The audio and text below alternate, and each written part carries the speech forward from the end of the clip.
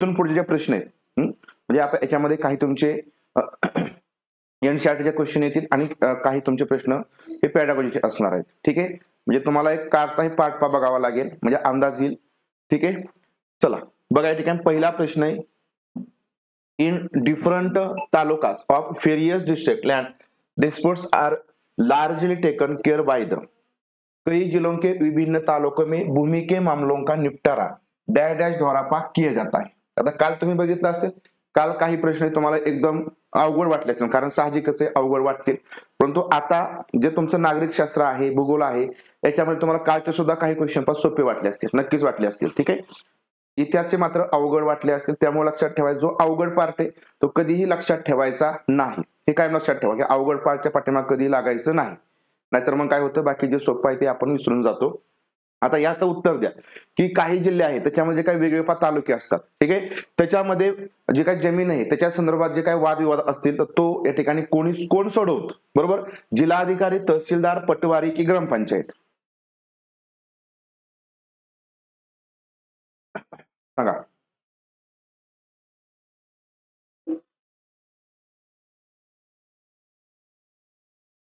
हाँ, बघा कई जिलों के विभिन्न तालुकों में भूमि के मामलों का निपटारा डैश डैश द्वारा किया जाता है. जिल्हाधिकारी, तहसीलदार. सांगा, हे माहिती आपल्याला जनरली हे माहिती की नाही? तर तहसीलदार करतात, बरोबर ना? कोण करतात? तालुक्यामध्ये, बरोबर ना? जिल्ह्यातील तालुक्यामध्ये कोण करतं? तहसीलदार करतात. आवाज येतोय व्यवस्थित? का बरं तुझ्या कमेंट्स येत नाहीत मला माझ्यापर्यंत? हा, चला पटपट थोडंसं उत्तर द्या. बघा काल आपण 3 तासांचा सेशन घेतला होता. ठीक आहे, असं सेशन आपल्याला सीटेटचा सुद्धा घ्यायचे फक्त 23 तारखेनंतर. ठीक आहे, 23 तारखेनंतर आपण सीटेटचं सुद्धा मेगा सेशन घेणार आहे. चला, निम्नलिखित में से कौन सा सहकारी संस्था के संदर्भ में प्रासंगिक है? सहकारी संस्थेच्या संदर्भात, बरोबर, सहकारीच्या संस्था असतात त्याच्या संदर्भात आपल्याला बऱ्यापैकी माहिती असते. ठीक है, बघा बेहतर आय उपलब्ध कराती है और व्यापारियों पर कर कम निर्भरता रहती है. म्हणजे ब्रिंग्स हायर इन्कम. ज्या काही सहकारी संस्था असतात, बरोबर, कोऑपरेटिव्ह, मग सहकारी संस्थेमध्ये तुमच्या बघा मार्केट आले, बरोबर, मार्केट कमिटी आली तुमच्या बघा बऱ्याचपैकी. पेट्रोल वगैरे पण त्याच्यामध्ये पण टाकलं जातं, पेट्रोल पंप पण टाकले जातात सहकारी संस्थांच्या. म्हणजे ज्या काही सहकारी संस्था असतात आपल्या, जर ग्रामपंचायत स्तरावरती म्हटलं तर आपली सोसायटी असते, ही सहकारी सोसायटी. मग याच्या माध्यमातून काय होत, बरोबर ना? तर बघा बेहतर आय म्हणजे या ठिकाणी इन्कम चांगला मिळतो, बरोबर, और व्यापारियों पर कम निर्भरता राहते. म्हणजे व्यापारी असतात त्याच्यावरती या ठिकाणी निर्भरता म्हणजे कमी असते. म्हणजे आता शेतकऱ्यांचा सुद्धा सहकारी संस्था, सहकारी सोसायटी असते, बरोबर. बड़ी कंपनियों को सहायता करती है, सदस्यों की क्षमता बढ़ाती है. सांगा. बघा की बेहतर आय उपलब्ध कराती है म्हणजे ज्या काही सहकारी संस्था आहे याच्या माध्यमातून इन्कम चांगला होतो आणि जे व्यापारी लोक असतात त्याच्यावरती हे कमी अवलंबून असतात. सहकारी संस्था नसतील म्हणजे समजा तुमचं बघा कांदा, बटाटे, समजा काही धान्य वगैरे असेल खरेदी करण्याचं काम ही करतात, त्यामुळं इन्कम पण चांगला मिळतो आणि जे व्यापारी लोक आहेत त्यांच्यावरती जास्त अवलंबून राहावं लागत नाही. म्हणजे हे सहकारी संस्थांचा एक महत्वाचा काय फायदा आहे. बडी कंपनियों की सहायता करते, तर सहकारी संस्था मोठ्या कंपन्यांची मदत करतात का? तर अजिबात नाही. सदस्यों की क्षमता बढ़ते का? बघा आता याचे जे काही सदस्य लोक असतात, सदस्य म्हणजे काय सभासद लोक असतात ना, कारण सहकारी संस्था म्हणजे त्याच्यामध्ये निवडणूक वगैरे होत असते आणि सभासद आपण होत असतो. आणि मग या साहजिकच सहकारी संस्थांचा फायदा झाला की तो या ठिकाणी जे सभासद असतात त्यांच्यामध्ये डिव्हिडंड रूपामध्ये वाटला जातो, बरोबर ना? म्हणून या ठिकाणी त्यांची क्षमता पण वाढते. म्हणून लक्षात ठेवायचं ए आणि सी पण याच्यामध्ये करेक्ट येईल ऑप्शन क्रमांक 3 मध्ये, बरोबर. ऑप्शन क्रमांक 3 मध्ये बघा ह्या कसं आहे माहिती का की या ठिकाणी या गोष्टी आपल्याशीच रिलेट आहेत. ठीक आहे, थोडंच फक्त आपण विचार करा. चला हळूहळू तुमच्या लक्षात येईल.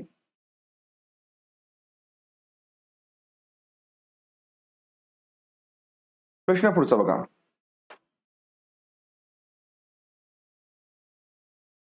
साप्ताहिक बाजार के बारे में निम्न में से कौन सा वाक्य सही है? सांगा. आठवडी बाजाराच्या बाबतीमध्ये आता तरी हे ओळखीचं आहेत की नाही प्रश्न? बघा असे ओळखीचे प्रश्न तुमच्यासाठी भरपूर आहेत. म्हणजे कमी ओळखीचे कमी, परंतु ओळखीचे भरपूर प्रश्न आहेत.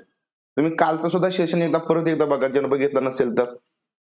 साप्ताहिक बाजाराच्या बाबतीत कोणतं या ठिकाणी बरोबर आहे? साप्ताहिक बाजार में पक्की दुकानें होती है जो सप्ताह में किसी विशेष दिन पर ही खुलती है. साप्ताहिक बाजारामध्ये एक म्हणजे काय आपण पक्की दुकानं असतात, परमनंट असतात. पक्की म्हणजे काय परमनंट असतात आणि ती फक्त कोणत्या तरी एकाच दिवशी या ठिकाणी ओपन होतात.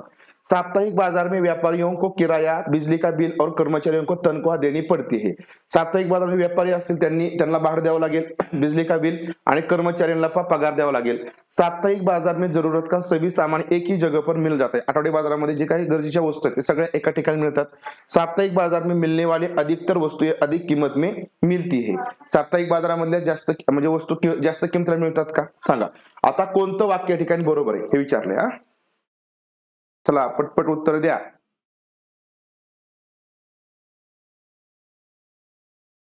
तर बघा पहिलं काय म्हटलंय की साप्ताहिक बाजारामध्ये कसे असतात, एकदम पक्की परमनंट दुकानं असतात का नसतात. तर परमनंट दुकान नसतात. साप्ताहिक आठवडी बाजारामध्ये जे टेम्पररी दुकानं आहेत ती येत असतात. आपण बघतोच ना आपल्या गावाजवळ एखादा साप्ताहिक बाजार असेल तर ते पक्की दुकानं त्याच्यामध्ये नसतात. लक्षात आलं. नंतर बघा साप्ताहिक बाजार में व्यापारियों को किराया, बिजली का बिल और कर्मचारियों को तनख्वाह देनी पडती है. तर या ठिकाणी हे चुकीचे. तर साप्ताहिक बाजारामध्ये काय, आठवडी बाजारामध्ये जरूरत का सगळी जे काही गरजे सगळ्या गोष्टी आहेत त्या सगळ्या एका जागी मिळतात म्हणून आपण त्या आठवडी बाजाराला जात असतो. म्हणजे तिसऱ्या ठिकाणी करेक्ट येईल, साप्ताहिक बाजार में मिलने वाले अधिकतर वस्तू अधिक किंमत में मिलती, असं नाही. बरोबर. ऑप्शन क्रमांक 3 या ठिकाणी करेक्ट येईल. चला प्रश्न पुढचा. कौन सा आंदोलन संयुक्त राज्य अमेरिका में अफ्रीकी अमेरिकन लोगों के लिए समान अधिकारों की मांग कर रहा था. या ठिकाणी बघा संयुक्त राज्य अमेरिकेमध्ये आफ्रिकी अमेरिकन लोक, ठीक आहे, आफ्रिकी म्हणजे आफ्रिकन आणि अमेरिकन लोक काय करतात, समान अधिकारासाठी म्हणजे चळवळ करतात किंवा त्यांची एक मागणी होती. कशासाठी मागणी होती, उन्मूलन आंदोलन किंवा ते कोणतं आंदोलन आहे, नागरिक अधिकार आंदोलन, मजदूर आंदोलन की स्त्री अधिकार आंदोलन. Which movement demand equal rights of for African American people in USA. ठीक आहे, आफ्रिकन अमेरिकन लोकांना समान अधिकार द्या अशा प्रकारची मागणी कोणत्या आंदोलनाच्या माध्यमातून करण्यात आलेली आहे. Abolition movement, civil rights movement, labour movement, women's rights movement. तर करेक्ट आहे नागरिक अधिकार आंदोलन. कोणता अधिकार, पण नागरिक अधिकार आंदोलन. ऑप्शन क्रमांक 2. कारण आफ्रिकन असतील अमेरिकन असेल या सगळ्यांना काय द्या, समान अधिकार द्या. ते नागरिक अधिकार आंदोलन पण सिव्हिल राईट्स मुवमेंट. प्रश्न पुढचा.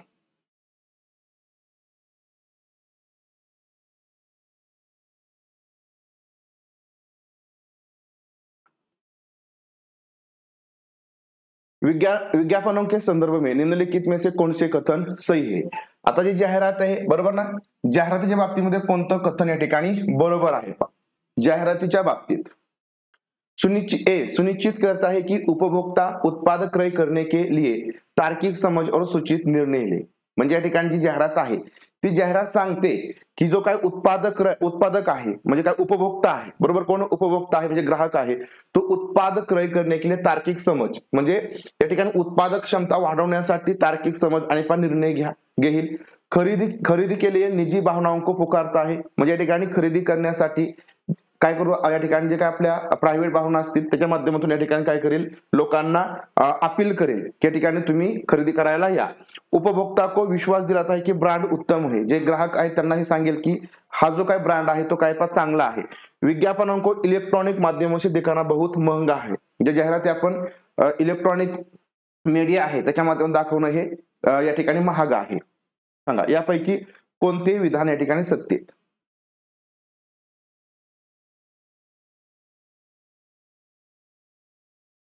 Insurance consumers take critical informed decisions to buy products. Insurance consumers take critically informed decisions to buy products. Appeals to persons' emotions to make purchase. म्हणजे भावना बरोबर ना, त्या ठिकाणी भावनिक प्रतिसाद देतो की या ठिकाणी आमचं खरेदी करा. Make consumers believe brands are better than those that are not. Showcasing advertisement electronic media is very expensive. म्हणजे चौथं त्या ठिकाणी करेक्ट आहे की जर या ठिकाणी तुम्हाला इलेक्ट्रॉनिक मीडिया सोबत एखादी जाहिरात दाखवायची असेल तर ती महाग असते. करेक्ट आहे. नंतर या ठिकाणी उपभोक्ता को विश्वास दिला आहे की ब्रँड काय उत्तम आहे. म्हणजे या ठिकाणी ते सांगतातच ना, जाहिरातीमधून तेच सांगितलं की आमचा ब्रँड उत्तम आहे, आम्हीच उत्तम, आम्हीच सर्वोत्तम. ठीक आहे, हे सांगितलं जातं. बरोबर. सगळ्यात उत्तम नसतात पण सांगण्याचं काम आहे त्यांचं. शेवटी बोलल्याशिवाय विकणार नाही. खरेदी केली आहे निजी भावनाओं को पुकारता है. करेक्ट आहे. भावनिक असं आव्हान या ठिकाणी म्हणजे केलं जातं या ठिकाणी आमचं माल खरेदी करा. सुनिश्चित करता है कि उपभोक्ता उत्पाद क्रय करने के लिए तार्किक समज और सूचित निर्णय ले. तर हे या ठिकाणी मात्र चुकीचं आहे. तर हे या ठिकाणी सांगत नाही की तुम्ही जे साहित्य आहे ते खरेदी करताना तुमची तार्किकता या ठिकाणी वापरा असं सांगत नाही. ठीक आहे, कारण त्याच्यामध्ये त्यांना विकायचं असतं. ते स्वतः कधीच बोलत नाही की आमचं उत्पादन घ्यायच्या वेळेस तुम्ही विचार करून घ्या, असं ते कधीच बोलत नाही. जाहिरातीच्या माध्यमातून हे कधीच केलं जात नाही. तर BCD या सगळ्या गोष्टी केल्या जातात. BCD बरोबर, ऑप्शन क्रमांक 2 मधील BCD. ओके, चला प्रश्न पुढचा. भारतीय संविधान के अनुसार राज्य और धर्म के बीच क्या संबंध है? भारतीय संविधानाच्या अनुसार राज्य आणि धर्म, ठीक आहे, राज्य आणि धर्म यामध्ये काय संबंध आहे? वे एक दुसऱ्याच्या पूर्णतः अलग है, म्हणजे राज्य आणि धर्म एकमेकांपासून वेगवेगळे आहेत. उनके बीच एक सैद्धांतिक फासला आहे, फरक आहे का? प्रिंसिपल डिस्टेंस, दोनों के बीच कोई फासला नहीं है. उनके बीच अतार्किक फासला है. They are arbitrarily separated from each other.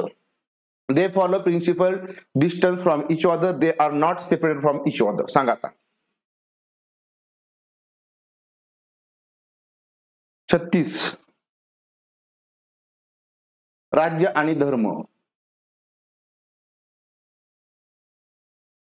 बघा वेगवेगळे आहेत, पूर्ण ते वेगळे आहेत का? म्हणजे राज्य आणि धर्म हे पूर्णपणे आपण वेगळं करू शकतो का? तर नाही. उनके बीच एक सैद्धांतिक फासला आहे बघा की they follow principle distance from each other. हा एक सैद्धांतिक या ठिकाणी काय त्याच्यामध्ये फरक असतो. दोनों के बीच कोई फासला नाही है, कोणताच या ठिकाणी फरक नाही का? तर फरक नक्कीच आहे. उनके बीच अतार्किक फासला आहे का? नाही. तर हे निगेटिव्ह आलं बघा, हे निगेटिव्ह आलं. तर या ठिकाणी त्यांच्यामध्ये फरक आहे, परंतु तो सैद्धांतिक आहे. बरोबर ना? राज्य आणि धर्म यांच्यामध्ये काय पहा या ठिकाणी थोडासा फरक आहे, तो परंतु तो सैद्धांतिक आहे, प्रिन्सिपल डिस्टन्स आहे. चला प्रश्न पुढचा, प्रश्न क्रमांक 37. आता बघा हा प्रश्न ऍप्लिकेशन बेसवरती. नागरिक शास्त्राचे बऱ्यापैकी जे क्वेश्चन असतात ना ते तुम्हाला ऍप्लिकेशन बेसवरती विचारले जातात.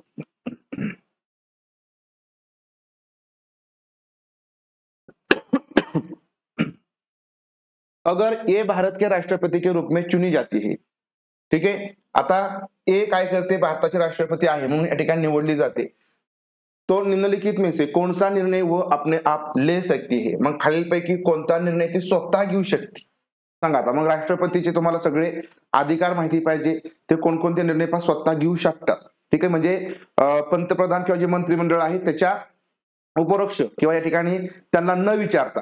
एक तर आपल्याला माहिती की राष्ट्रपती काय करतात की जे मंत्रिमंडळ आहे किंवा पंतप्रधान आहे त्यांच्याच या ठिकाणी सल्ल्याने काम करतात, परंतु राष्ट्रपतींना स्वतः सुद्धा काही निर्णय घेण्याचे अधिकार आहेत. मग त्यापैकी कोणता अधिकार आहे ज्याच्यामध्ये if a is elected in the president of India which of the following decision can a take by herself? स्वतः या ठिकाणी ती घेऊ शकते. पहिला काय म्हटला, प्रधानमंत्री पद के लिए अपनी पसंद के व्यक्ति को चुन सकते हैं. आता आपल्या आवडीच्या व्यक्तीला ती निवडू शकते का? नाही. मंत्री परिषद के लिए अपने पसंद के नेता को नामांकित कर सकते, ती करू शकते का? तर नाही करू शकत. दोनों सदनों से पारित विधेयक पर पुनर्विचार करने के लिए कह सकते हैं. म्हणजे दोन्ही सभागृहामधून जे काही विधेयक पारित झालेलं आहे त्याच्यावरती पुनर्विचार करा, तर यासाठी ती बोलू शकते. नंतर निचले सदन में पूर्ण बहुमत होने के बाद भी प्रधानमंत्री को पदच्युत कर सकती है. प्रधानमंत्री ते पदच्युत करू शकते का? तर नाही करू शकत. तर तुमचं उत्तर पाक ऑप्शन क्रमांक 3 आलं. ओके, म्हणजे या ठिकाणी दोन्ही जर सभागृहातून एखादा विधेयक पारित झाला असेल तर त्याच्यावरती पुनर्विचार करा अशा प्रकारे ती सांगू शकते. करेक्ट आहे, ऑप्शन क्रमांक 3. चला प्रश्न पुढचा. प्रथम सूचना रिपोर्ट के अनुसार FIR, ठीक आहे, प्रथम सूचना रिपोर्ट म्हणजे काय असतो? FIR असतो. FIR बरोबर. तर निम्नलिखित कथनों पर विचार कीजिए और सही विकल्प चुनिए. ठीक आहे, खालील या ठिकाणी विधानावरती विचार करा. पहिलं काय विधान म्हटले बघा, शिकायत करने वाले को FIR की नकल प्राप्त करने का कानूनी अधिकार नहीं है. म्हणजे जो या ठिकाणी तक्रार करतो, जो तक्रार करेल, FIR जो दाखल करेल, ठीक आहे, त्याला त्याची FIR ची कॉपी या ठिकाणी मिळण्याचा कुठल्याही प्रकारचा अधिकार नाही असं म्हटले.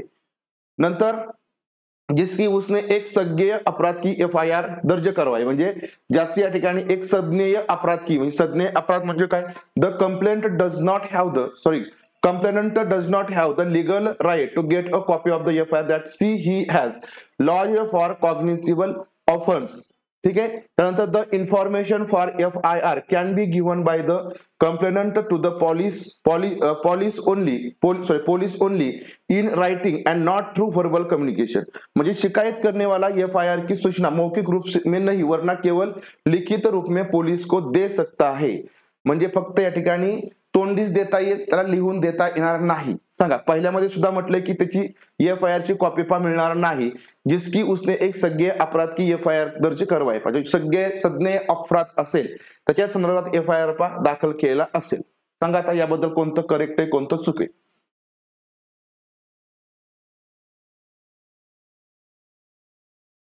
बघा, आता लक्षात ठेवा, तुमचा FIR कोणता पण असू द्या, कोणताही तुमचा FIR असू द्या, काहीही असू द्या, तुमचा कुठलाही एखादा गुन्हा असो, काही बी असू द्या, FIR ची कॉपी ही पोलिसांकडून आपल्याला दिली जाते. समजा आपण त्या पोलीस स्टेशनला गेलो आणि एखादा FIR आपण तिथं दाखल केला, म्हणजे थोडक्यात एखादी केस आपण दाखल केली, तर त्याची ही कॉपी आपल्याला दिली जाते. इथं दिली जात नाही म्हटले, त्यामुळे पाहिजे चुकीचे. ठीक है. नंतर बघा, शिकायत करने वाला FIR की सूचना मौखिक रूप में नहीं वरना केवळ लिखित रूप में पुलिस को दे सकता है. तुमची जी FIR आहे ते तुम्ही तोंडी पण सांगू शकता, तोंडीही सांगू शकता आणि लिहूनही देऊ शकता. म्हणजे दोन्ही पद्धतीने त्या ठिकाणी FIR देता येते. म्हणजे बघा, आपण फोन करून सांगतो त्यांना किंवा इथं असं असं झाले, त्यासाठी तुम्हाला पोलीस स्टेशनला तो अर्ज लिहून पाठवा लागतो का? तर अजिबात नाही. FIR म्हणजे केव्हा तुम्ही पहिल्यांदा त्यांना सूचना देऊ शकता की इथं असा असा अपराध झाला, इथे तुम्हाला असं असं बघायला मिळेल, तिथं असं असं झालंय, थोडक्यात तोच FIR असतो. मग ते तुम्ही तोंडीही देऊ शकता आणि ते लिहूनही देऊ शकता. म्हणजे या ठिकाणी जे म्हटलंय फक्त तुम्हाला लिखित देता येईल, तोंडी देता येणार, हे चुकीचं आहे. पहिलंही चुकीचं आहे, ज्याच्यामध्ये कॉपी देता येणार नाही, तर कॉपी तुम्ही म्हणजे घेऊ शकता. म्हणून या ठिकाणी ऑप्शन क्रमांक 4 दोनही या ठिकाणी पागल येते. लक्षात आलं, FIR बद्दलची माहिती आपल्याला माहिती पाहिजे. प्रश्न पुढचा, उड़ीसा के कालाहांडी जिले में स्थित न्यामगिरी पहाड़ी निम्नलिखित में से कौन सी जनजाति का इलाका है? आता बघा, ओडिसा मधला कुठला जिल्हा आहे? कालाहांडी जिल्हा आहे. ठीक आहे. त्याच्यामध्ये न्यामगिरी पहाडी, न्यामगिरी पर्वत आहे. त्याच्यामध्ये कोणती जनजाती का क्षेत्र आहे किंवा इलाका आहे? भील, संथाल, गोंड, डोंगारिया, कोंड. बघा, भील्स, ठीक आहे, भील, संथाल, गोंड्स आणि डोंगारिया कोंड्स. तर याच्यामध्ये ओडिसा त्याच्यामध्ये कालाहांडी जिल्हा आहे, त्याच्यामध्ये पर्वत आहे न्यामगिरी पर्वत आहे. तर बघा, या ठिकाणी डोंगरिया कोंड आहे पहा. ठीक आहे. तर ही या ठिकाणी जनजाती आढळते, डोंगरिया कोंड. ठीक आहे. कोणती? डोंगरिया कोंड. प्रश्न पुढचा, कानूनों के संदर्भ में निम्नलिखित ए और बी को पढ़िए तथा पहचानिए कि कौन सा होशियकृत लोगों के हित में है. होशियकृत लोक म्हणजे काय? उपेक्षाकृत. ठीक आहे. उपेक्षित आपण त्याला म्हणूया. ठीक आहे. काय म्हणतो आपण याला? उपेक्षित म्हणतो. म्हणजे जे समाजामध्ये उपेक्षित किंवा दुर्लक्षित लोक आहेत, बरोबर ना, दुर्लक्षित आहेत किंवा मागास म्हणूया आपण, बरोबर, मागास म्हणा, दुर्लक्षित म्हणा, ठीक आहे, उपेक्षित म्हणा, होशियकृत हिंदीमध्ये. तर या ठिकाणी त्यांच्या हितामध्ये आहे. खालीलपैकी काय त्यांच्या हितामध्ये आहे, त्यांच्या फायद्याचं आहे? ए मध्ये म्हटलंय की कार्यस्थल पर पर्याप्त सुरक्षा व्यवस्था को सुनिश्चित करने वाले कानून. म्हणजे ज्या ठिकाणी असे लोक काम करतात, उपेक्षित. मग त्याच्यामध्ये बघा, त्याच्यामध्ये आपण काय म्हणू, महिला सुद्धा त्याच्यामध्ये येतात, बरोबर की नाही? मग महिला येतील किंवा बाकीचे इतर येतील की ज्यांच्यावरती काहीतरी अन्याय अत्याचार होऊ शकतो, ते उपेक्षित लोक. मग अशा लोक जिथं काम करतात त्या ठिकाणी एक असा कायदा असायला पाहिजे ज्याच्यामुळे त्यांची सुरक्षा राहील. म्हणजे बघा, कार्यस्थल पर्याप्त सुरक्षा व्यवस्था को सुनिश्चित करने वाला कानून म्हणजे अशा लोकांसाठी तिथे एक कायदा पाहिजे, एक व्यवस्था पाहिजे की कोणत्याही प्रकारचा तिथं अन्याय वगैरे होणार, अन्याय अत्याचार होणार नाही, कुठल्याही प्रकारचा गुन्हा होणार नाही आणि ते लोक तिथं सुरक्षित असं काम करतील, बरोबर. नंतर चीजों की गुणवत्ता मानकों के अनुरूप निर्धारित करने वाले कानून. म्हणजे चीजों की गुणवत्ता म्हणजे एखादी वस्तू असेल त्याची काही गुणवत्ता आहे तर ती या ठिकाणी ठरवण्यासाठी एखादा कानून असायला पाहिजे. सांगा, आपल्याला विचारलंय काय की जे होशियकृत लोक आहेत, जे उपेक्षित लोक आहेत त्यांच्या संदर्भात बरोबर सांगायचंय. चला सांगा पटकन.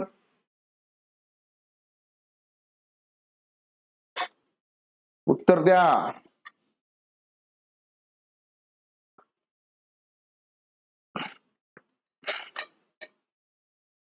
सकाळची उत्तरच मला मिळत नाही. तर हात थंडीने कापतात का? थंडी वाजत नाही ना टाईप करायला? सांगा, कोणतं येईल यापैकी? तर बघा, पहिलंच या ठिकाणी फक्त करेक्ट येईल की ज्या ठिकाणी कामाचा भाग आहे, कामाचं क्षेत्र आहे, त्या ठिकाणी सुरक्षितता राहण्यासाठीचा कायदा पाहिजे. इतर चीजोंची गुणवत्ता, तर हे या लोकांसाठीच उपयुक्त नाही. म्हणजे हा कायदा म्हणजे सुरक्षेसाठी म्हणा किंवा उपेक्षित जे लोक आहेत त्यांच्यासाठी नाही. चीजों की गुणवत्ता मानकों को अनुरूप निर्धारित करने वाला कानून, ठीक आहे, वस्तूंसाठी, ठीक आहे. हे फक्त ऑप्शन क्रमांक 1 येईल, ठीक आहे. हे नाही. चीजों की गुणवत्ता म्हणजे काय बघा, law requiring that the quality of goods meet a certain prescribed standard. म्हणजे या ठिकाणी एखादी वस्तू असेल, ते वस्तू त्यांच्या संदर्भात नाही ना. म्हणजे एखादी जी वस्तू असेल, तुम्ही एखाद्या कंपनीमध्ये एखाद्या वस्तूचं उत्पादन करताय, तर त्याची गुणवत्ता ठेवण्यासाठी एखादा कायदा आणावा. तर तो कायदा आणणं किंवा तो कायदा असणं आणि उपेक्षाकृत जे लोक आहेत तर त्यांचा काही संबंध आहे का? तुम्ही ते वस्तूंचा कायदा आणा किंवा कायदा आणू नका, तो सगळ्यांसाठीच असेल, बरोबर ना. परंतु उपेक्षीकृत जे लोक आहेत तर त्यांच्यासाठी काय महत्वाचं आहे, तर ऑप्शन क्रमांक फक्त 1 हा महत्वाचा आहे. ओके, फक्त 1 महत्वाचा आहे. चला आता बघा, पॅडॉगॉजीचे क्वेश्चन सुरू होत झाले. इथपर्यंत समजलं? इथपर्यंत हे तुमचे एनसीईआरटीचे क्वेश्चन होते. मग कालचा तुम्हाला पार्ट थोडासा अवघड नक्कीच वाटलाय, बरोबर. त्याच्यामध्ये पण इतिहासचा वाटला असेल. इतिहासचे मला असं वाटते जे 15-20 क्वेश्चन येतात ते थोडेसे, आणि त्याच्यामध्ये पण 4-5 क्वेश्चन सोपे होते. बाकीचे न वाचल्यामुळे, एनसीईआरटी आपल्या लक्षात न आल्यामुळे ते अवघड गेले असतील. बाकीचे क्वेश्चन भूगोलचे काल बऱ्यापैकी सोपे होते, म्हणजे भूगोलचे असतात कारण बऱ्यापैकी आपल्याला भूगोलचा अभ्यास असतो, ठीक आहे. त्याच्यानंतर आज आपण जे बघितले त्याच्यामध्ये काही इतिहासाचे होते, काही नागरिक शास्त्राचे होते. नागरिक शास्त्राचे बरेच क्वेश्चन हे तुम्हाला ऍप्लिकेशन बेसवरती येतात, हे तुम्ही बघितलं असेल, ठीक आहे. त्यामुळे त्याबद्दल फक्त थोडंसं नॉलेज पाहिजे, ठीक आहे. आता FIR वगैरे ह्या गोष्टी असतील, तुमची कुठे सहकारी संस्था असेल, एकदम सोपे. आठवडी बाजार असेल, म्हणजे हे कसं आहे, नागरिक शास्त्राशी संदर्भात आहे, एकदम सोपे ऍप्लिकेशन बेसवरती. त्यामुळे एनसीईआरटीचा जास्त लोड घेऊ नका, ठीक आहे. परत एकदा सांगतो. आणि हे तुमची पॅडॉगॉजी तर काय विषय नाही तुमचा. चला सांगा आता, पटपट उत्तर द्या. पटपट उत्तर द्यायचे बघा. आता सगळ्यांनी थोडस उत्तर देण्याचा प्रयत्न करा. राष्ट्रीय पाठ्यचर्या रूपरेखा 2005 सुझाते हैं. चला, एनसीए 2005 काय सांगते? इतिहास के पाठ्यक्रम में स्थानीय उदाहरणों का समावेश, इतिहासाच्या अभ्यासक्रमात जे लोकल लेवलची उदाहरणं आहेत पण ती दिली पाहिजे. करेक्ट आहे, हे तुमचं बरोबर आहे. दुसरं, सामाजिक विज्ञान का पाठ्यक्रम स्वभाव में व्यावहारिक है. सामाजिक विज्ञान जो पाठ्यक्रम आहे तो या ठिकाणी काय पहा, नॅचरली, म्हणजे तो कसा आहे तर या ठिकाणी स्वाभाविक नैसर्गिक आहे, बरोबर आहे. त्यानंतर पाठ्यपुस्तकों के दायरे में अधिगमकर्ताओं में उत्सुकता को बढ़ावा. पाठ्यपुस्तकों के दायरे में अधिगमकर्ताओं में बढ़ावा, उत्सुकता को बढ़ावा, सॉरी, हे बरोबर आहे. नंतर समाज में यथास्थिती बनाए रखणं, म्हणजे समाजामध्ये आहे तशीच या ठिकाणी सिच्युएशन ठेवायची, म्हणजे समाजामध्ये काही बदल वगैरे करायचं नाही असं म्हटलंय. तर याच्यामध्ये डी येणार नाही, ठीक आहे, डी नाही येणार. तर A, B आणि C. तर एनसीए 2005 अनुसार A, B आणि C या ठिकाणी पहा करेक्ट येईल, ऑप्शन क्रमांक 4.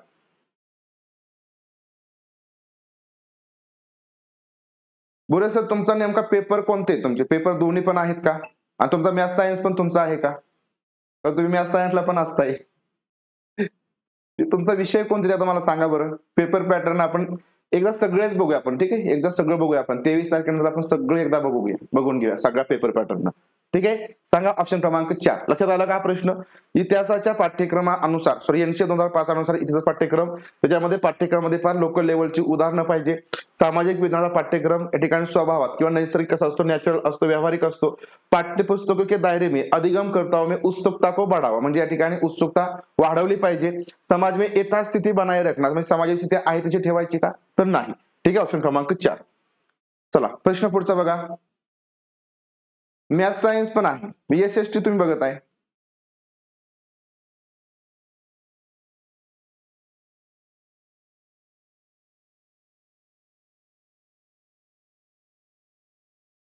ठीक आहे, म्हणजे आम्ही बी कन्फ्युज झाले की तुमचा नेमका पेपर कोणता, का तुम्ही सगळे देताय का?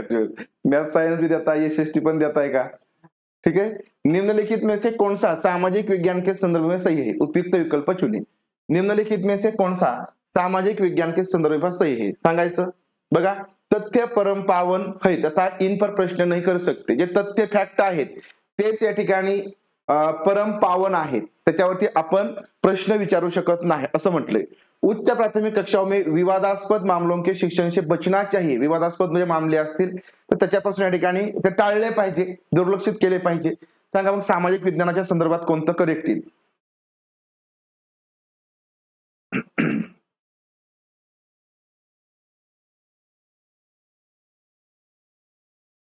पहिलं काय म्हटलंय, तथ्य हे तुमचे कसे आहेत, facts are sacrosanct and not be question. Sacrosanct म्हणजे काय पा, परमपावन आहे, म्हणजे या ठिकाणी तेच स्वतः काय म्हणू आपण, देव तेच, सगळं तेच, म्हणजे त्याच्यामध्ये कुठल्याही प्रकारचा बदल नाही, त्याच्यावरती आपण कुठल्याही प्रकारची क्वेश्चन विचारू शकत नाही. तर हे कसं आहे पा, चुकीचं आहे, असं नाही, त्याला आपण क्रॉस व्हेरिफिकेशन करू शकतो. उच्च प्राथमिक वर्गामध्ये विवादास्पद मामलों को शिक्षण से बचना चाहिए. विवादास्पद उलट वाद विवाद स्पर्धा आपण घेतल्याच पाहिजे, त्याच्याशिवाय तुमचं इतिहास समाजशास्त्र पूर्ण होऊ शकत नाही. म्हणून या ठिकाणी हे सुद्धा पा चुकीचं येईल. तर ऑप्शन क्रमांक 4 ए आणि बी या ठिकाणी पा दोन्हीही करेक्ट आहे. ओके, ठीक आहे. चला प्रश्न पुढचा बघा. निम्नलिखित कथन कंसेप्ट मॅपिंग अवधारणा मानचित्रण संबंधित है, सही विकल्प का चयन करे. सांगा खालीलपैकी कोणतं विधान हे कन्सेप्ट मॅपिंग संदर्भात बरोबर आहे पा, कन्सेप्ट मॅपिंग संदर्भात. निम्नलिखित कथन कंसेप्ट मॅपिंग अवधारणा मानचित्रण संबंधित है, सही विकल्प का चयन करे. कथन ए मध्ये म्हटले बघा, अवधारणा मानचित्र पदानुक्रम में व्यवस्थित अवधारणाओं की ऐसी व्यवस्था है जिसमें सबसे समावेश अवधारणा सबसे शीर्ष पर होती. बघा व्यवस्थित वाचा. अवधारणा मानचित्र म्हणजे जे या ठिकाणी आपण कन्सेप्ट मॅपिंग करतो, बरोबर ना, त्याच्यामध्ये पदानुक्रम में व्यवस्थित अवधारणाओं को, म्हणजे जे काही पदानुक्रम म्हणजे काय आपण म्हणून जे टप्पे टप्पे असतात त्या कन्सेप्ट मध्ये, तर त्याच्यामध्ये अशा प्रकारची व्यवस्था असते की जिसमें सबसे समावेश अवधारणा सबसे शीर्ष पर, म्हणजे सगळ्यात आदली जी काय तुमची कन्सेप्ट असेल ती सगळ्यात आधी असेल, सगळ्यात वरती असेल. ठीक आहे. त्यानंतर बघा कथन बी म्हटलं की अवधारणा मानचित्र मिलान के सिद्धांत पर आधारित आहे. जे अवधारणा मानचित्र आहे तर ती म्हणजे मिलान म्हणजे काय पा, बेरजेच्या कन्सेप्ट वरती ती काय असते, या ठिकाणी आधारित असते. बरोबर. बघा की concept map are represented the hierarchical fashion with most inclusive concept at the top. Statement concept map is grounded in theory of assimilation. सांगा आता concept map बद्दलचं.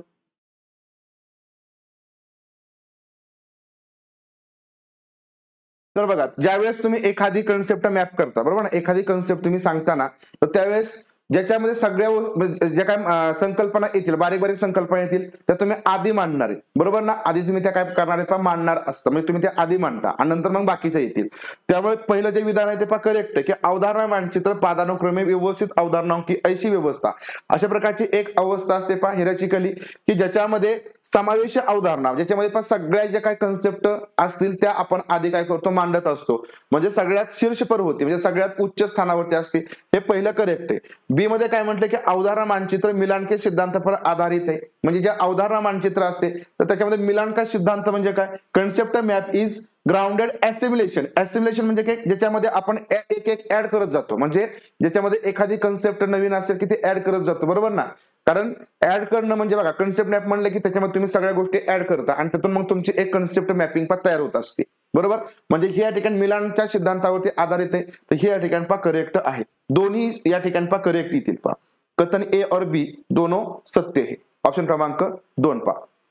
कन्सेप्ट मॅपिंग म्हणजे काय असतं की समजा एखादी तुमची संकल्पना, त्याला आपण संकल्पना चित्र म्हणतो, आपल्या मराठी भाषेमध्ये त्याला म्हणायचं संकल्पना चित्र. ठीक आहे. काय म्हणायचं, संकल्पना चित्र.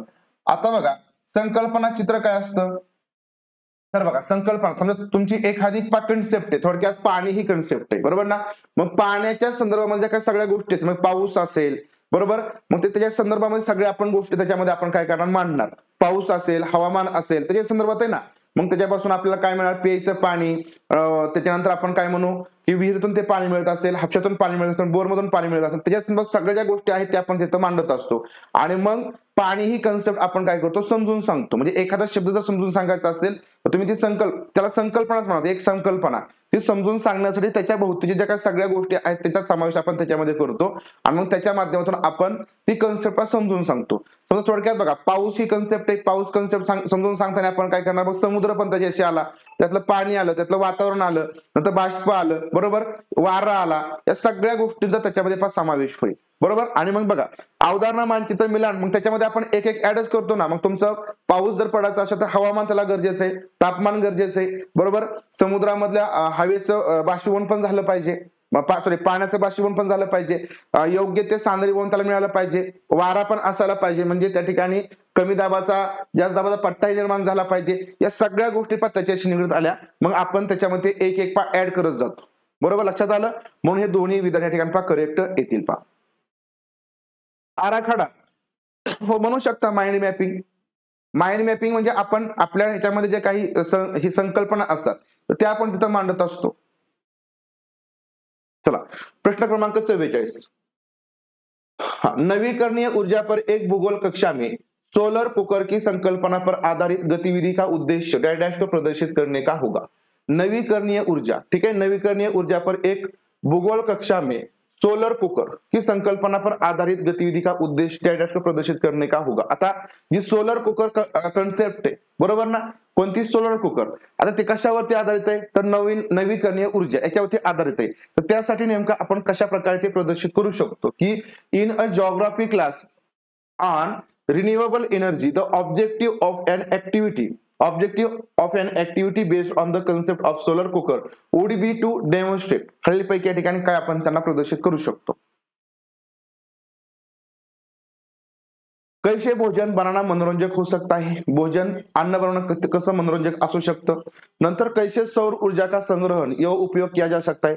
सौर ऊर्जेचा संग्रहण करू शकतो आणि त्याचा आपण उपयोग कशा प्रकारे करू शकतो.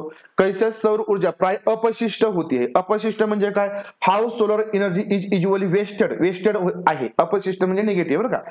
कैसे धीमी रफ्तार से खाना बनाना जंक फूड की तुलना में अच्छा है. म्हणजे कमी हळूहळू जे आपण अन्न शिजवतो ते कशा प्रकारे जे जंक फूड आहे, फास्ट फूड आहे त्याच्यापेक्षा चांगलं आहे. सांगा या ठिकाणी एखादी ऍक्टिव्हिटी या ठिकाणी प्रदर्शित करण्यासाठी सगळ्यात उपयुक्त यापैकी काय असेल. बी बरोबर ना, करेक्ट आहे. पहा की कशा प्रकारे आपण जी सौर ऊर्जा आहे त्याचं स्टोरेज करू शकतो आणि त्याचा चांगल्या प्रकारे उपयोग करू शकतो. हेच आपण या कुकरच्या सोलर कुकरच्या माध्यमातून त्यांना सांगू शकतो. ओके करेक्ट आहे. चला प्रश्न पुढचा बघा. कौन अध्यापन समूह का भाग हो सकता है.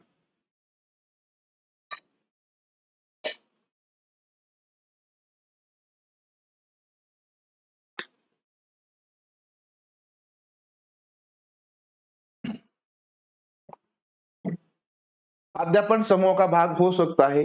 खालीलपैकी कोण हा या ठिकाणी टीचिंग ग्रुपचा एक भाग असेल. पहा एक ही संस्थान का परंतु अन्य विषय का शिक्षक. एक ही संस्थान एकाच संस्थेचा परंतु इतर विषयाचा शिक्षक. एक अन्य संस्थान से समान विषय का शिक्षक. दुसऱ्या अन्य वेगळ्या संस्थेचा परंतु एकाच समान विषयाचा शिक्षक. विशिष्ट उद्देश्य के लिए नियुक्त एक शिक्षक. एखाद्या विशिष्ट उद्देशासाठीचाच एक शिक्षक. नियुक्त शिक्षक कोई भी शिक्षक किसी भी विषय से जिसे पढ़ाई जाने वाली थीम पर महारत हासिल हो. कोणताही शिक्षक असेल कोणत्याही विषयाचा ज्याला जर एखाद्या थीम बद्दल मास्टरी असेल तर तो विषय शिकू शकतो. मग आता अध्यापनामध्ये खालीलपैकी कोणाचा समावेश असेल. वा व्हेरी गुड. काय येईल ऑप्शन क्रमांक 4 येईल. कोणताही शिक्षण असू द्या, शिक्षक असू द्या, कोणत्याही विषयाचा असू द्या, कोणताही शिक्षक असू द्या. म्हणजे आपण असं म्हणू शकत नाही की त्याने BA हे इंग्रजीमधून केले आणि त्याने फक्त इंग्रजीमध्येच या ठिकाणी तो शिकू शकतो. ते शिक्षक गणित खूप चांगल्या प्रकारे शिकवू शकतात असं काही नसतं. तुम्ही समजा थोडक्यात विज्ञानामधून तुमची डिग्री झाली असेल, तुम्हाला समाजशास्त्र चांगलं शिकवता येऊ शकतं कारण तुमची त्याच्यामध्ये मास्टरी असू शकते. तुम्हाला ती कन्सेप्ट चांगल्या प्रकारे शिकवता येत असेल तर तुम्ही तुमचा विषय, तुमचं BA, तुमचं ग्रॅज्युएशन कशामधून आहे, तुमचं BEd कशातून आहे याला काही महत्व नसतं. तुम्ही तो विषय जर चांगल्या प्रकारे शिकवू शकत असाल, कन्सेप्ट तुमच्या क्लिअर असतील तर तुम्ही त्या शिकवू शकता आणि त्यांचा समावेश हा आपण त्या टीचिंग ग्रुपमध्ये करू शकतो. लक्षात आलं. ऑप्शन क्रमांक 4. असं नाही की ठिकाणी तो त्याच विषयामध्ये पाहिजे. करेक्ट. ऑप्शन क्रमांक 4 बघा. Any teacher from any discipline having expertise related to the theme being taught. प्रश्न क्रमांक 46.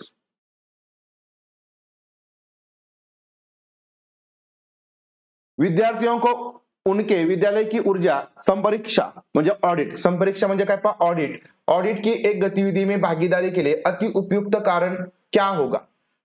What would be the most appropriate reason for an activity involving students in energy audit. म्हणजे ठिकाणी जी ऊर्जा ऑडिट आहे बरोबर ना, तर त्याच्यासाठी ती एक ऍक्टिव्हिटी आहे, ऑडिट करण्याची एक ऍक्टिव्हिटी आहे. तर यासाठी सगळ्यात उपयुक्त कारण कोणतं असेल त्यांना सामावून घेण्यासाठीचं की ऊर्जेचं ऑडिट करायचंय त्यासाठी आपण या विद्यार्थ्यांना सामावून घेतो. त्यासाठी उपयुक्त कारण कोणतं असेल यापैकी. विद्यालय में प्रयोग होने वाली उपकरणों के प्रकारों को जानने के लिए, विभिन्न उपकरणों के प्रकारों को जानने के लिए, आदतों में साधारण बदलावों द्वारा कितनी ऊर्जा की बचत की जा सकती है ये जानने के लिए, विद्यालय द्वारा कितनी ऊर्जा का उपभोग किया गया है हे जानने के लिए. बघा आता आपली जी ऊर्जा आहे, लाईट आहे, त्याचा ऑडिटसाठी आपण त्यांना सहभागी करून घेतो ऍक्टिव्हिटीमध्ये. मग त्यांना या ठिकाणी काय इथं दाखवणं गरजेचं आहे किंवा ते का इथं समावेश असतील, त्यासाठी सगळ्यात उपयुक्त कारण कोणतं असेल? कोणतं असेल? करेक्ट येईल ऑप्शन क्रमांक 3. बरोबर, की आदतों जे काय तुमची सवय असेल त्या सवयीमध्ये जर आपण चांगल्या प्रकारे बदल केला, म्हणजे समजा उगाच कारण नसताना फॅन चालू करणं, लाईट चालू करणं, हे आपल्या चुकीच्या सवयी, जर या चुकीच्या सवयीमध्ये आपण जर बदल केला तर आपण ऊर्जेमध्ये बचत करू शकतो. कारण मग ऊर्जेमध्ये कशा प्रकारे लाईटमध्ये बचत होऊ शकते हे आपण त्या ऍक्टिव्हिटी मधून दाखवणार आहोत. बरोबर, म्हणून ऑप्शन क्रमांक 3 की बदलाव द्वारा कितनी ऊर्जा की बचत की जा सकती है जानने के लिए, ऑप्शन क्रमांक 3. ओके. बाकी बघा, विद्यालय में प्रयोग होने वाली उपकरणों की प्रकारों को जानने के लिए, कोणकोणती उपकरण या ठिकाणी वापरले जातात त्याचे प्रकार सांगण्यासाठी, विभिन्न उपकरण प्रकारों को जानने के लिए, जे उपकरण असतात त्यांचे ते कशा प्रकारे काम करतात हे दाखवण्यासाठी नाही, विद्यालय द्वारा कितनी ऊर्जा का उपभोग किया गया है हे जानने के लिए, म्हणजे विद्यालयाच्या बाबतीमध्ये किती युनिट या ठिकाणी जाळलेत ते पाहण्यासाठी का नाही. तर ऑप्शन क्रमांक 3 या ठिकाणी करेक्ट येईल. प्रश्न क्रमांक 47. सौर मंडल के प्रदर्शन के लिए अध्यापक कुछ विद्यार्थियों का चुनाव करता है. सौर मंडल के प्रदर्शन के लिए अध्यापक कुछ विद्यार्थियों का चुनाव करता है. चुने गए प्रत्येक विद्यार्थी को ग्रहों के नाम वाले पट्टे दिए गए हैं. बघा आता काय आहे या ठिकाणी, सौर मंडल के प्रदर्शन के लिए अध्यापक कुछ विद्यार्थ्यांची निवड करतायत. बरोबर, चुने गए प्रत्येक विद्यार्थी को ग्रहों के नाम वाले पट्टे दिए गए, म्हणजे थोडक्यात प्रत्येक विद्यार्थ्याला ज्या ज्या ग्रहांची काय नाव आहेत त्या प्रत्येक विद्यार्थ्यापाशी दिलेली आहे. विद्यार्थी को पट्ट थांबने के लिए कहा गया. ठीक आहे, त्या ठिकाणी जे पट्ट आहे ते थांबायला, प्लेस कार्ड. ठीक आहे, त्याला आपण काय म्हणतो? Place card. त्या ठिकाणी पण त्यांनी धरायचे आहेत. नंतर उनको उनका स्थान ग्रहण करते हुए सौर मंडल का प्रतिरूप बनाने के लिए कहा गया है. म्हणजे या ठिकाणी त्यांनी काय करायचंय, अशा प्रकारचं जे काय समजा काही असेल, इथं पृथ्वी असेल, कुठं काय असेल तर त्याप्रमाणे त्यांनी उभा राहायचं आहे. बरोबर. नंतर बघा, प्रदान की गई भूमिकाओं के लिए विद्यार्थियों के चुनाव की अति उपयुक्त कसोटी क्या होगी. म्हणजे आता हे जे काही विद्यार्थ्यांना आपण निवडलेलं आहे तर ह्या विद्यार्थ्यांना निवडण्यासाठी सगळ्यात चांगली टेस्ट कोणती असेल की त्याच विद्यार्थ्यांना आपण निवडायचं. म्हणजे what would be an appropriate criteria to select students for the given role of the planet. म्हणजे या विद्यार्थ्यांना या रोलसाठी निवडण्यासाठीचा कोणता क्रायटेरिया असायला पाहिजे सगळ्यात उपयुक्त. बरोबर, त्वचा का रंग, लंबाई, गत परीक्षा में प्राप्त अंक की संप्रेषण का कौशल्य. सांगा यापैकी कशाच्या माध्यमात. बघा प्रश्न खूप एकदम छोटा बी आहे आणि सोपा बी आहे. मोठा फक्त दिसायला मोठा आहे परंतु पटकन वाटला की तो पटकन तुम्हाला समजेल. याचं उत्तर पाक कोणाचं चुकायला नाही पाहिजे. त्वचा का रंग, लंबाई, गत परीक्षा में प्राप्त अंक, संप्रेषण का कौशल्य. कुठला क्रायटेरिया आपण इथं वापरायचा? Colour of skin, height, marks offered in the last examination, communication skill. आता बघा बरं, तुम्ही विचार न करता प्रश्नाचं उत्तर दिलं.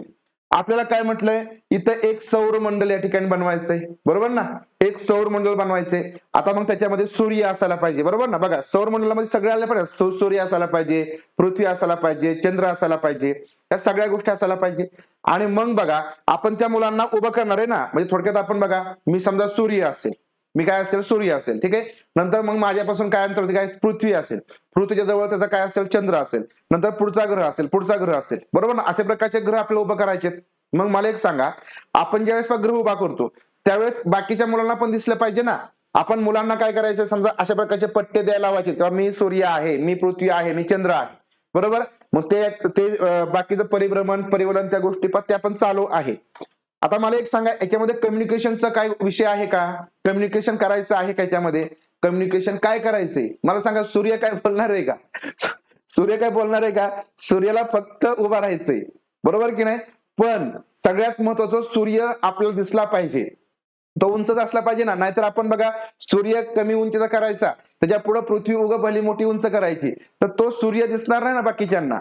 म्हणजे इथं आपल्याला एक लक्षात ठेवा, इथं लंबाई जी काय हाईट आहे त्याचा विचार करावा लागेल. बरोबर की नाही. हाईट, उंचीचा विचार करावा लागेल. इथं तुम्हाला रंगाची गरज नाही, पाठिंबाच्या परीक्षेमध्ये किती मार्क मिळाले ते नाही, किंवा या ठिकाणी तुमचं बोलण्याचं पण काम नाही. याच्यामध्ये काय बोलायचं का? याच्यामध्ये ठीक आहे, ते आपलं पृथ्वी भोवती आपलं त्याचं परिभ्रमण करेन, चंद्र करेन, तसंच करेल, बाकीचे ग्रह त्याच्या भोवती आपल्या कक्षामध्ये फिरत राहतील. आणि परंतु दिसायला पाहिजे ना की बाबा समजा हे चंद्र आहे, पृथ्वी आहे, ते नाव दिसायला पाहिजे. म्हणून त्यांची जी हाईट आहे, हाईट आपण पण मॅनेज केली पाहिजे. म्हणजे थोडकी कशी पाहिजे की समजा आतून बाहेर अशा प्रकारे उंची अनुसार आपण क्रम लावला पाहिजे. आतली जास्त पाहिजे, नंतर कमी पाहिजे, नंतर कमी पाहिजे. मात्र आतली कमी आणि बाहेरचे मोठे तर सूर्य झाकून जाईल, बरोबर की नाही. तर लंबाई असायला पाहिजे. चला पुढे बघा.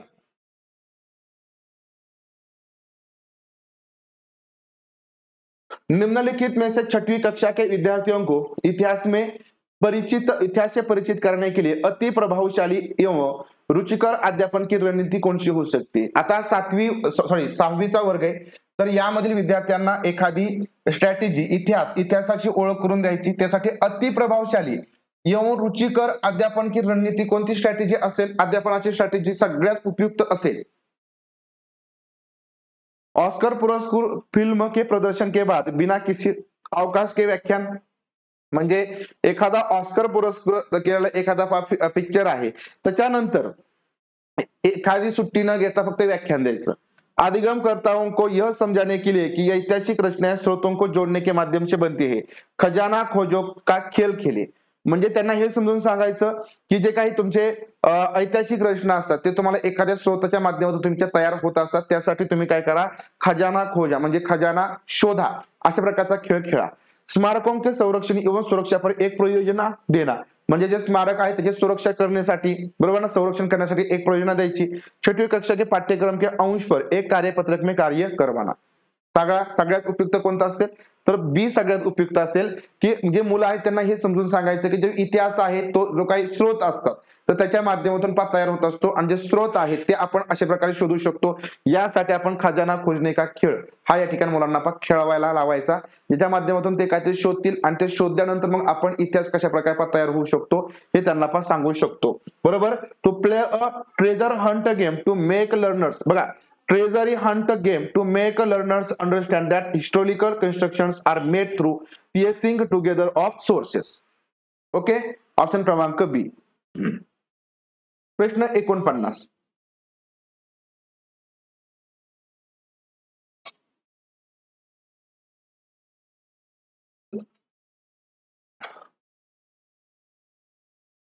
मिडिल स्कूल स्तर पर कैसे सामाजिक एवं राजनीतिक जीवन की पुस्तकें पुरानी नागरिक शास्त्र की पुस्तकें से भिन्न है के बारे में दिए गए निम्नलिखित कथन ए और बी को पढ़े.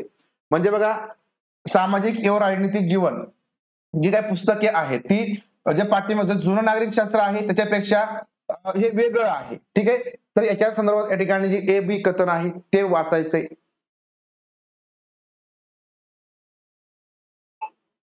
पहिलं कथन काय बघा की नागरिक शास्त्र की पुस्तकों में ऐसे ठोस उदाहरणों की कमी थी जिनके जरिए लोगों के जीवन में लोकतंत्र की स्थिति को उजागर किया जा सके. म्हणजे नागरिक शास्त्र जे काही जुनं पुस्तक होतं ना, जुनं पुस्तक, त्याच्यामध्ये अशी जी काही उदाहरणे आहेत ती कमी होती, ज्याच्या माध्यमातून जे काही लोगों के जीवन के लोकतंत्र की स्थिति को उजागर किया जा सके. म्हणजे जी काही लोकांची आपण काय म्हणू, लोगों के लोकतंत्र लोकशाही जीवन जी काही स्थिती आहे ती या ठिकाणी दाखवली जाईल. म्हणजे civics books lacked concrete examples of highlight of functioning of democracy in people's life in India. म्हणजे थोडक्यात काय, लोकांच्या जीवनामध्ये लोकशाही कशा प्रकारे काम करते, ठीक आहे, काम करते हे दाखवण्यामध्ये ती उदाहरणे कशी होती, कमी होती. ठीक आहे, तर ती उदाहरणाच्या माध्यमातून त्या नागरिक शास्त्राच्या पुस्तकामध्ये त्या कन्सेप्ट क्लिअर होत नव्हत्या.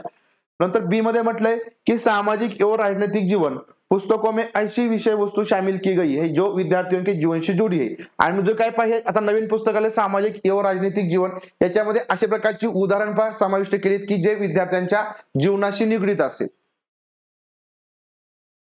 बरोबर येईल, तुमचं पहिलंही करेक्ट येईल कारण याच्यामध्ये ह्या गोष्टी कमी होत्या, आणि बी सुद्धा या ठिकाणी बरोबर येईल की त्याच्यामध्ये त्या गोष्टी सुधारल्या गेल्या. लक्षात आलं. पहिल्यामध्ये काय, ही लोकांची जी काही उदाहरणं होती ती कमी होती, ज्याच्या माध्यमातून विद्यार्थ्यांच्या किंवा लोकांच्या दैनंदिन जीवनामध्ये लोकशाही कशा प्रकारे कार्यरत आहे याची उदाहरणं कमी होती. त्यामुळे लोकशाही समजण्यामध्ये किंवा बाकीच्या गोष्टी समजण्यामध्ये अडचणी होत्या. परंतु आत्ताच्या जे सामाजिक किंवा राजनैतिक जीवनाचं पुस्तक आहे याच्यामध्ये मुलांच्या जीवनाशी जे काही निगडीत उदाहरणं आहेत त्यांचा समाविष्ट केला गेला. म्हणजे या ठिकाणी दोन्ही करेक्ट येतील. ऑप्शन क्रमांक 3. ओके, चला प्रश्न पुढचा, कक्षा में सामाजिक एवं राजनीतिक वास्तविकताओं को पढ़ाए जाने के उद्देश्य के बारे में दिए गए कथनों को पढ़िए। कक्षा में सामाजिक व राजनीतिक वास्तविकताओं को पढ़ाए जाने के उद्देश्य के बारे में दिए गए कथनों को पढ़िए। आता या ठिकाणी सामाजिक आणि राजनैतिक वास्तविकता आहे, तर ते आपण काय करतो, वर्गामध्ये शिकवतो, तर तो शिकवण्याचा उद्देश काय असेल? चला, समजतंय का? वैष्णवी मॅडम, माळी मॅडम, हरी सर, समजतंय ना? ज्योती मॅडम, राजेश्री मॅडम, चला बाकीचे काय स्वयंपाक चाललाय वाटतंय. चला,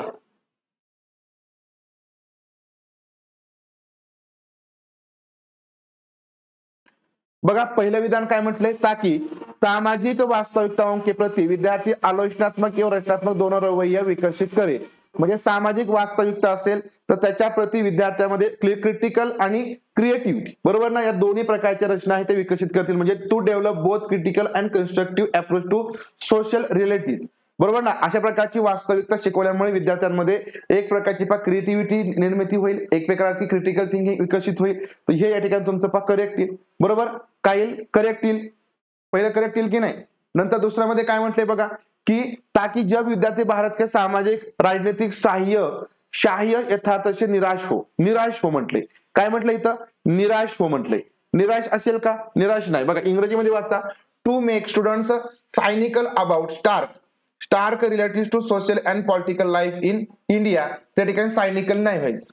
नंतर बघा, ताकि विद्यार्थी, सायनिकलच आहे ना, हा, ताकि विद्यार्थी भारतीय लोकतंत्र के बारे में जाने, दैनिक जीवन में इसका स्वरूप वे न्याय व संघर्ष के रूप में जान पाए. तर हे पॉझिटिव्ह आहे, करेक्ट आहे.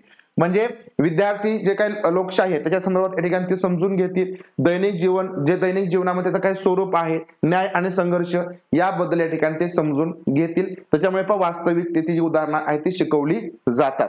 म्हणजे या ठिकाणी बघा 3 उत्तर येईल, ए आणि सी करेक्ट येईल. ओके, समजते? चला,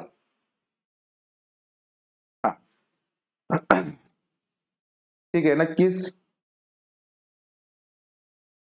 एनसीईआरटी बद्दल आपण तोडगा काढूया लवकरच. ते आपल्याला चांगलं समजेल असं आपण घेऊ. अगदी टीईटीचं आपण जसं घेतलं ना, टीईटीचं तसंच आपण घेऊयात. ओके, टीईटी वाले जे असतील इथं ना, त्यांना माहिती बघा आपण कशा प्रकारे सामाजिक शास्त्र घेतलंय. इतिहास, भूगोल, तुमचं नागरिक शास्त्र असेल, जर जे व्यवस्थित करतील ना, आता कसं माहिती का, द्यायचा प्रयत्न सगळ्या माझा म्हणजे एकदम उत्कृष्टच असतो, परंतु तुम्ही ते किती रिपीट करताय, रिवाइज किती करताय त्याला महत्व आहे. नाही तर मग परीक्षेला ते नाही आठवतं काय उपयोग आहे त्याचा, बरोबर. असं पण गोष्टीत ना, एक शिक्षिका अपनी सामाजिक विज्ञान की कक्षा में पढ़ाई की गई थीम से संबंधित अखबार के लेख अपने विद्यार्थियों को देती है. बघा आता एक शिक्षिका आपल्या जी सामाजिक विज्ञानाचा वर्ग आहे त्याच्यामध्ये पढ़ाई गई थीम से जी काही एखादी तुम्ही थीम शिकवलेली आहे त्या थीम वर आधारित अखबार के लेख अपने विद्यार्थियों को देते हैं. जे काही वर्तमानपत्राचे लेख आहेत ती देती, बरोबर. वह उन्हें लेख में उठाए गए मुद्दों के साथ कक्षा में पढ़ाए गए संप्रदायों के साथ जोड़ने को कहती है. म्हणजे त्याच्यानंतर जे काही लेखामध्ये काही लिहिलेलं काही कन्सेप्ट असतील तर त्या मुलांनी जे काही शिकलेल्या कन्सेप्ट आहेत त्याच्यासोबत जोडा, अशा प्रकारे ठिकाणी ती काही सांगते. तर याच्यामध्ये ती काय करते मग सांगा.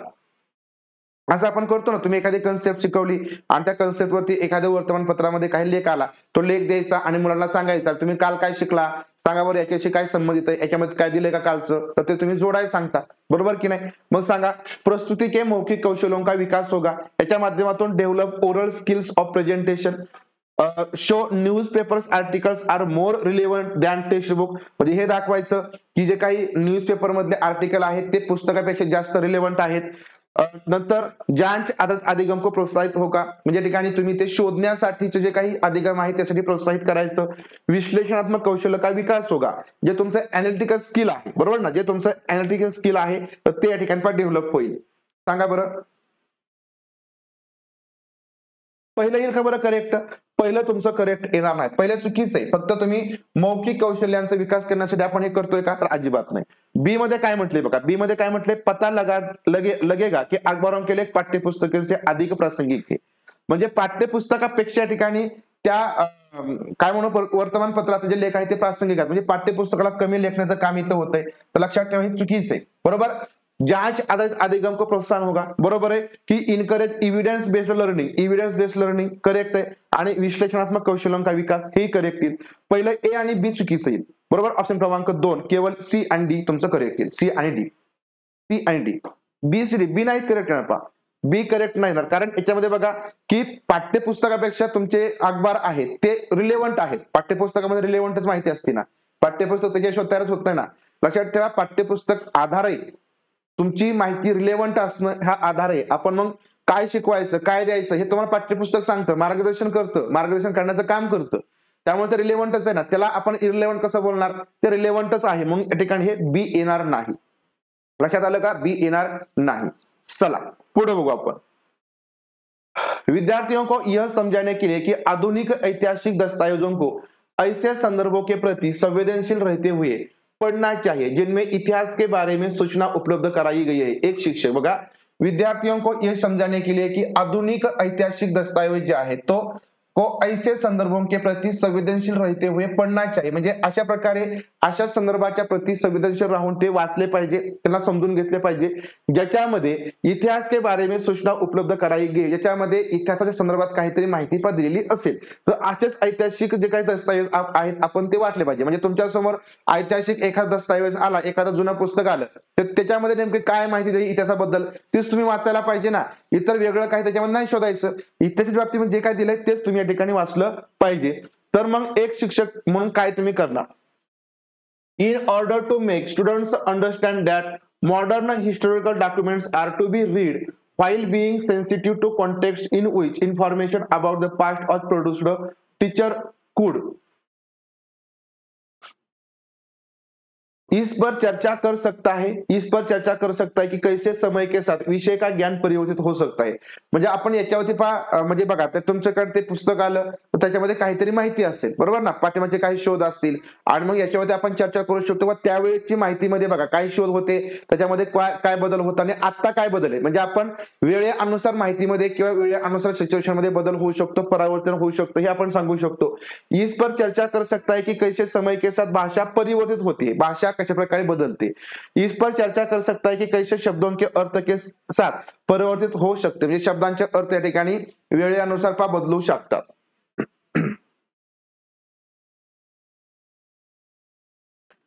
बघा पहिलं जे म्हटलं की इस पर चर्चा कर सकता है कैसे समय के साथ विषय का ज्ञान, म्हणजे विषयाची माहिती, बरोबर ना. म्हणजे आपल्या वेळेचं एखाद्या विषयाचं नॉलेज आपल्या म्हणजे अभ्यासक्रम असेल पहिल्या दुसरीचा आणि आताच त्याच्यामध्ये फरक आहे. म्हणजे हे या ठिकाणी बदलच होतो ना, जसा वेळ जाईल तसा त्याच्यामध्ये परिवर्तन हे होत असतं. इस पर चर्चा कर सकता है कैसे समय के साथ भाषा परिवर्तित होईल, हे आपल्याला याच्याबद्दल सांगायचंय का. एक तर याच्यामध्ये बघा काय म्हटलंय की तुमचे जर ऐतिहासिक संदर्भ असेल तुम्ही त्याच्याच बद्दल चर्चा केली पाहिजे, त्याच्याच बद्दल आपण बोललं पाहिजे. मग भाषेचं परिवर्तन कसं होतं हे आपण इथं सांगून चालणार आहे का, चालणार नाही. इस पर चर्चा कर सकता है कैसे शब्दों के अर्थ समय के साथ परिवर्तित हो सकता है. तर शब्दांचे अर्थ बदलतात, म्हणजे बघा त्यावेळेचे काही शब्द ऐतिहासिक काही शब्द वेगळे असतात आणि आता आपण त्याच्यानुसार जे शब्दांचा बदल आहे तो बदलतो किंवा जो अर्थ आहे तो बदलतो किंवा त्याचा अर्थ बदलतो. म्हणजे कसं, तर ते शब्द त्या अर्थानुसार आपण वापरत असतो, बरोबर की नाही. मग लक्षात ठेवा तुमचं सी ही या ठिकाणी करेक्ट येईल, बरोबर. तर ए आणि सी या ठिकाणी करेक्ट येईल, फक्त ऑप्शन क्रमांक 4, ऑप्शन क्रमांक 4 या ठिकाणी करेक्ट येणार आहे.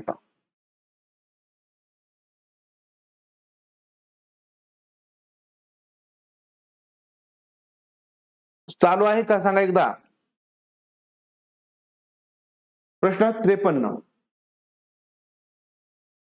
निम्नलिखित कथनों पर विचार करें और सही विकल्प का चयन करें. सगळे बघताय ना.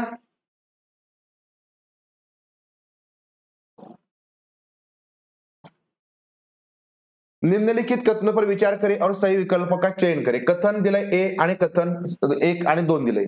सामाजिक विज्ञान के अधिगम को अधिक आनंददायक एवं प्रभावशाली बनाने के लिए अध्यापन पद्धति में अभिनव परिवर्तन की आवश्यकता है. सामाजिक विज्ञान के अधिगम को अधिक आनंददायक आणि प्रभावशाली बनवण्यासाठी अध्यापन पद्धतीमध्ये अभिनव अशा ठिकाणी परिवर्तन केलं पाहिजे. म्हणजे खूप असं परिवर्तन केलं पाहिजे ज्याच्या माध्यमातून जे अधिगम आहे ते आनंददायक आणि काय होईल प्रभावशाली होईल. ठीक आहे. त्यानंतर बघा सामाजिक विज्ञान के एक अध्यापन में यथासंभव क्रीडाओं को सम्मिलित करना चाहिए ताकि विद्यार्थी विषय का आनंद उठा सके. म्हणजे जास्तीत जास्त या ठिकाणी तुम्ही जे क्रीडा प्रकार आहेत ते तुमचे सामाजिक विज्ञानामध्ये असायला पाहिजे, ज्याच्या माध्यमातून तुमचं शिक्षण या ठिकाणी आनंददायक होईल. सांगा कोणतं विधान बरोबर आहे, कोणतं या ठिकाणी चुकीचं आहे.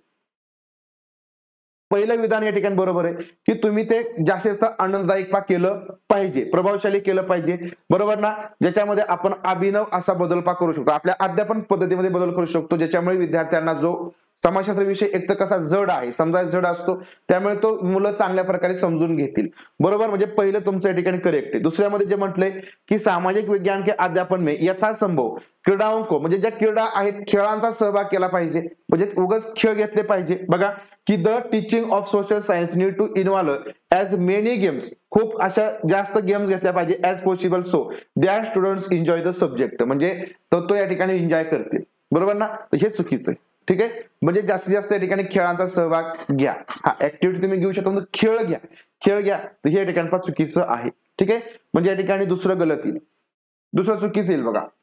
ठीक आहे, खेळ नाही म्हणजे ठीक आहे, तुम्ही त्याच्यामध्ये एखादी पद्धत वापरू शकता, त्याच्यामध्ये एखादा थोड्याफार प्रमाणात खेळ घेऊ शकता, परंतु इथं खूप घ्या, म्हणजे जेवढे तुम्हाला जास्तीत जास्त घेता येतील खेळ तेवढं घ्या असं म्हटलंय, त्याच्या माध्यमातून आपण शिकवा असं म्हटलंय, ते चुकीचं येईल. ठीक आहे, प्रश्न क्रमांक पुढचा बघा.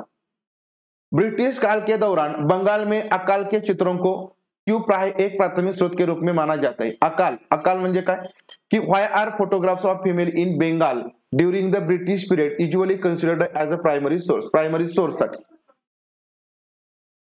फमाईन, सॉरी, फोटोग्राफ्स ऑफ फमाईन. अकाल म्हणजे दुष्काळ ना. अरे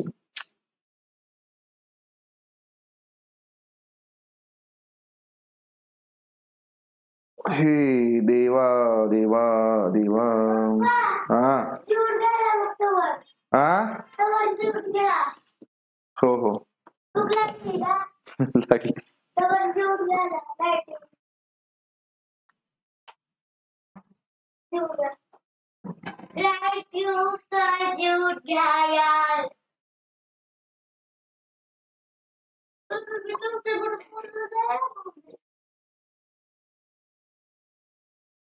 आता येईल लगेच का नाही रे.